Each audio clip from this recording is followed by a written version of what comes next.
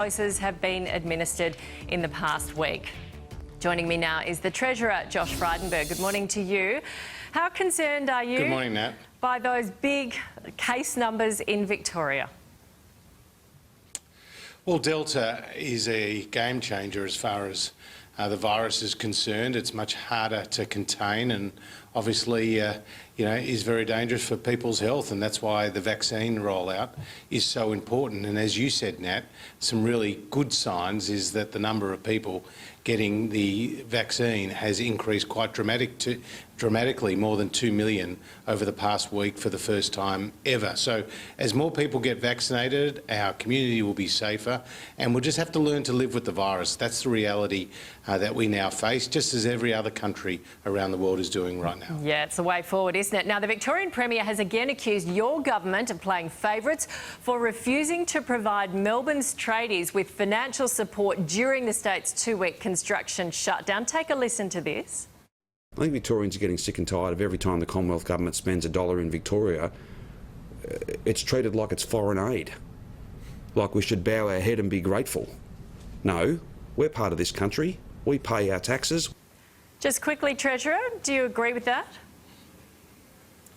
Well, I'm not going to take the bait and give the Victorian government the distraction it wants. The reality is that we have provided more economic support to the Victorian people and Victorian businesses on a per capita basis than any other state. Right now, we're paying around twice what the state government is to Victorian households and businesses. The reality is that the Victorian government chose not to put construction businesses in their scheme, whereas it was in New South Wales' scheme.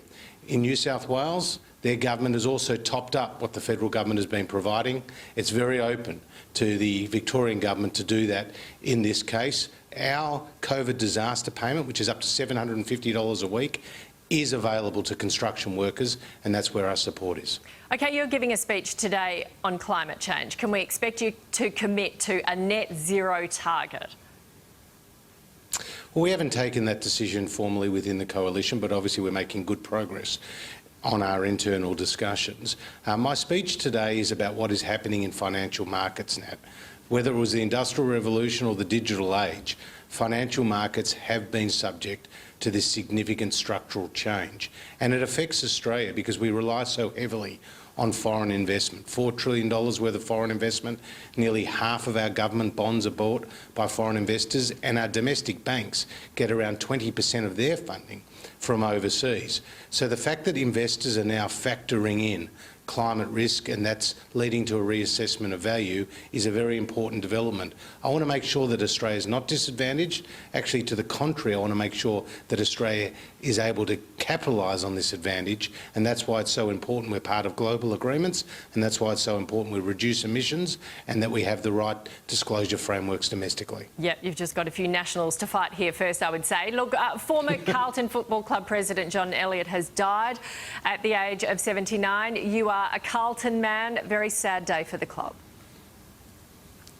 Well, John Elliott was a great Liberal, a great Carlton man and a very proud Victorian. He left a huge impact on his state and the many people that he came in contact with. He was a larrikin, he was a larger-than-life figure, and he will be very sorely missed. You're right, he was so proud of his navy blues. He was very proud of the jumper, and of course, he left a very strong legacy at the club with premierships as a result of the changes that he made. Yeah, he chose the right weekend to go, didn't he?